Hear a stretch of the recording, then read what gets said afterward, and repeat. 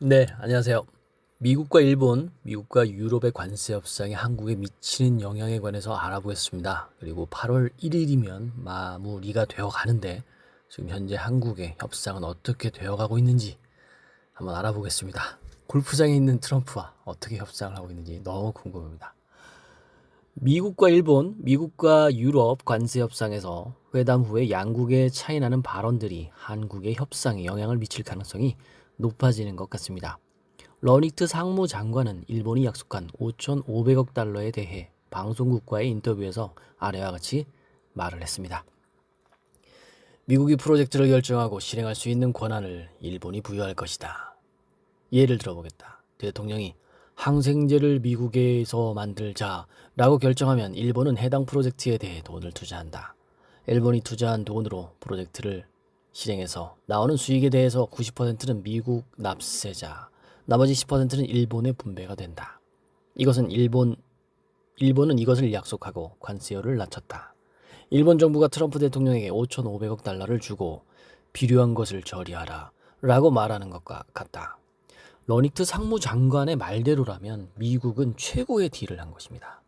미국은 이 돈을 다음과 같은 곳에 투자하겠다고 사용처를 이미 밝혔습니다. 사용처는 에너지 인프라 LNG, 반도체 연구 및 제조, 그리고 핵심 광물 채굴 및 정제, 의약품 및 의료, 조선업, 상업용 및 방위 산업용이 되겠습니다. 여기서 주목할 부분은 미국이 돈을 쓰고 싶어하는 것이 구체적 5가지 항목이라는 것이죠.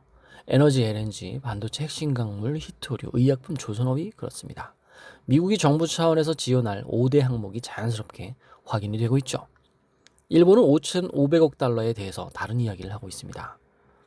협상 참가자인 아카자와 경제상은 다음과 같이 이야기를 했습니다. 출자는 5,500억 달러의 1에서 2%가 될 것이고 나머지는 정부계 금융기관의 융자나 보증이 될 것이다. 이익 분배 비율은 당사자의 기여도와 위험 부담 정도에 따라서 결정된다. 최대 5,500억 달러의 투자, 금융 지원, 대출 보증을 제공할 것이라고 밝혔을 뿐 목표나 약속이라고 이야기를 하지 않았다. 서면 합의가 없었고 법적 구속력이 있는 합의도 작성되지 않을 것이다. 시간이 지났지만 양국 간 이견이 해소되지 않은 것을 보면 해당 차이점은 미국과 일본이 관세 전쟁을 다시 시작할 불씨가 될 것 같습니다. EU와의 협상에서도 비슷한 결론이 나왔죠. 트럼프는 스코틀랜드 톰 베리로 EU 집행위원장을 불러서 EU와 관세 협상을 타결했습니다. 아래 내용을 보면 3년간 7,500억 달러의 에너지 수입은 미국의 수출 능력과 EU의 수입 규모를 감안하면 실현되기 힘든 숫자라고 이야기했습니다. 6천억 달러의 투자에 대해서는 투자처, 투자 방법, 투자 기간 등 구체적인 내용 없이 총 금액으로만 거론이 되었죠. EU와 무역 협상은 트럼프 입장에서 성과라고 이야기하기에는 다소 부족한 결과로 보입니다. 미국은 중국과 협상을 천천히 진행하고 있습니다. 7월 28일에서 29일 스웨덴 스톡홀름에서 미국과 중국은 3차 고위급 무역 회담을 진행했습니다. 미국 대표로 버센트 재무장관이 참석하는데 협상도 하기 전에 관세 부과 유예 기간을 90일 늘릴 수 있다는 이야기를 하고 있습니다. 8월 12일에 종료되는 관세 부과 유예 기간을 90일 추가로 연장하면 10월 12일이 되겠죠.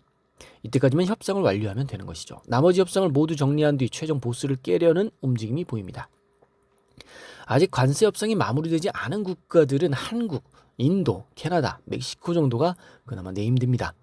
가장 먼저 협상이 타결될 것 같았던 인도는 농산물 협상에서 막혀있죠.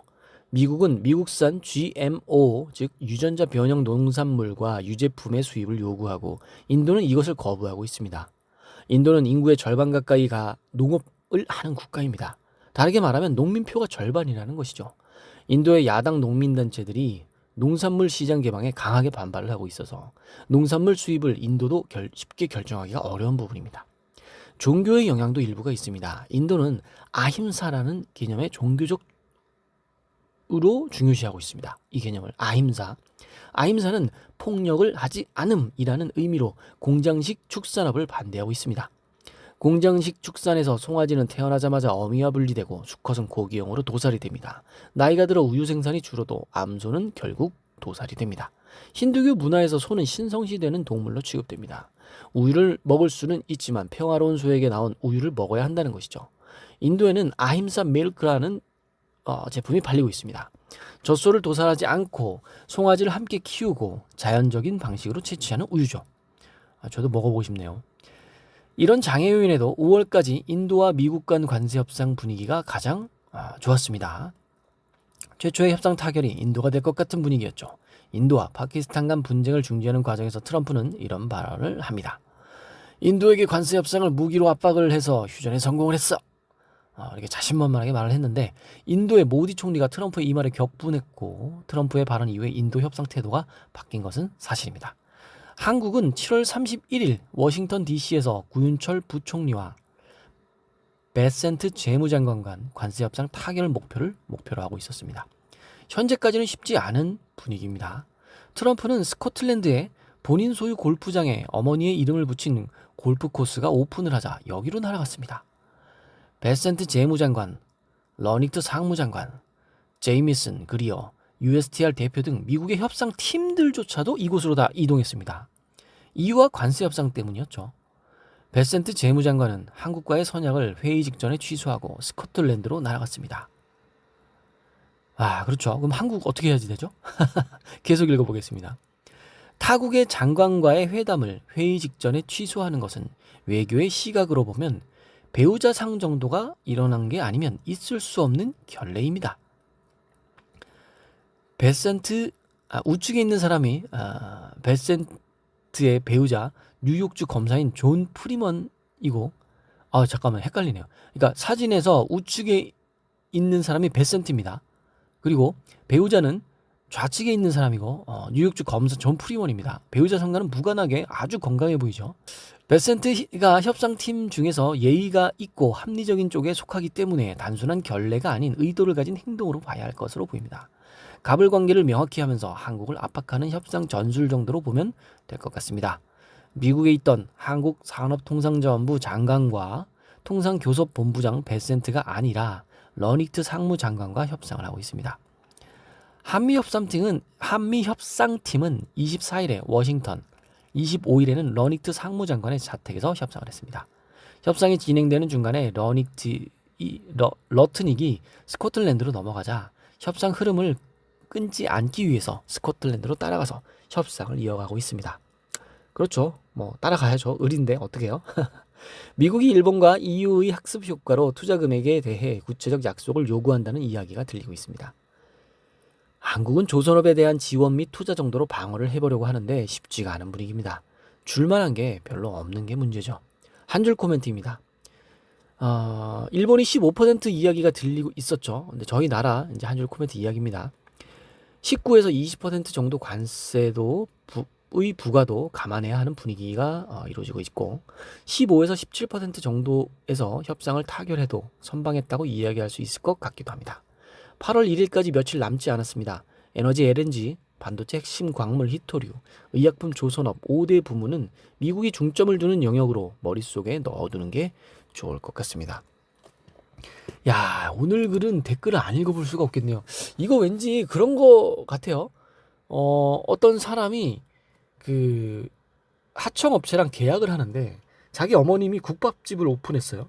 그래서 하청업체 보고 국밥집에서 이야기하면 안 될까라고 말을 하는 거예요. 그럼 하청업체가 국밥집 가서 국밥집에 계산을 해야지 되잖아요. 약간 느낌이 골프값 지금 필드값 다 내고 있는 거 아닌가 막 이런 느낌이 살짝 들고 근데 이런 느낌보다는 확실히 그냥 압박의 요인인 것 같습니다.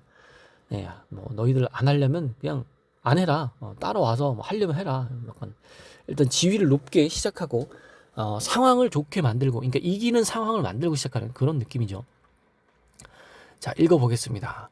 솔랑님, 머스크가 샘슝 테일러 공장 반도체 계약건에 대한 썰을 풀어주세요. 한국 평택이랑은 상관없는 건가요? 그리고 테일러 공장이 2나노 수율을 잡진 않았을 텐데 머스크가 와서 수율을 잡아줄지 궁금합니다. 그 기대감으로 보유 중인 3전 주식 7% 올랐다고 여기저기 떠들고 그러네요. 네, 그렇죠. 3전 주식이 거의 7% 올랐죠. 자, 보겠습니다. 조금 더 내려보겠습니다. 관세 협상은 대통령이 나가야 하는 자리일 텐데 아랫사람들한테 지시를 해서 잘 해결하고 오라네요. 걱정입니다. 잘못되면 책임 전가하고 잘 되면 자신의 공으로 세울 테니까요. 어느 나라가 대통령이 직접 그 아래 대댓글입니다. 어느 나라가 대통령이 직접 협상을 하나요? 대통령이 상대국 재무장관과 직접 상대하란 말입니까? 대통령이 다 알 수는 없고 전문가가 다 판을 깔아 놓으면 그 다음에 대통령이 가서 이야기하는 거 될 텐데 직접 가서 협상을 하는 거는 오히려 저는 불리할 거라고 봅니다. 분명 말에 막히지 않을까요? 저기 다른 나라 뭐 저기 인도 대통령이 갔을 때 뭐 자국의 그런 뭐 학살 사건 트럼프가 언급했듯이 좀 그런 것 같습니다. 자, 보겠습니다. 권땅콩님의 댓글입니다. 제가 메르닝글을 처음 접한 게 2023년 중순쯤이었던 걸로 기억합니다. 넓은 배경 지식과 세상을 보는 깊이 있는 시선들이 참 좋아 자주 찾아뵙지만 그 곁으로 눈살 찌푸려지는 정치 댓글들이 점점 더 많아지긴 하네요. 제가 보던 초기에는 간간이 있었던 것들이 이제는 매 글마다 정치 평론장이 되는 것 같습니다. 매 주제마다 평가하는 것보다 분석하고 예측하는 토론의 장이 되었으면 집단 지성의 인사이트를 얻어갈 텐데 그런 부분이 아무쪼록 아쉽네요. 아, 네, 저도 이거 알고 있습니다. 초반에는 댓글들의 수준이 상당히 높았어요. 물론 지금도 낮은 건 아닙니다. 근데 정치 이야기 댓글들이 많이 보이니까 네, 하나만 더 읽어보고 맞춰보겠습니다. 피터 팬님입니다. 베센트 재무장관이 동성애자였군요. 역시 아메리카. 그 대댓글. 그니까요. 사진 보고 뭐지 한참을 생각했네요. 그쵸. 저도 읽다가 멈칫했어요. 좌측에 우측에 누군가 말을 해야 되는데 둘이 또 똑같이 생겼어요. 저는 형제인 줄 알았는데. 그 아래 댓글. 저도요. 크크크 이렇게 나왔습니다. 자, 협상하는 거 잘 되길 바랍니다. 자택까지 따라가서 협상하고 이렇게 필드까지 따라가서 협상하고 이런 거 어떻게 됐든 잘 되길 바랍니다. 며칠 안 남았네요. 지금이 7월 29일이고요. 30일, 31일, 8월 1일. 이번 주 금요일까지가 키포인트입니다. 우리나라 주식이 어떻게 될지, 미국 주식이 어떻게 될지 참 궁금합니다. 관세 협상의 키포인트, 우리가 그나마 가진 무기가 조선 쪽이 아닌가 합니다.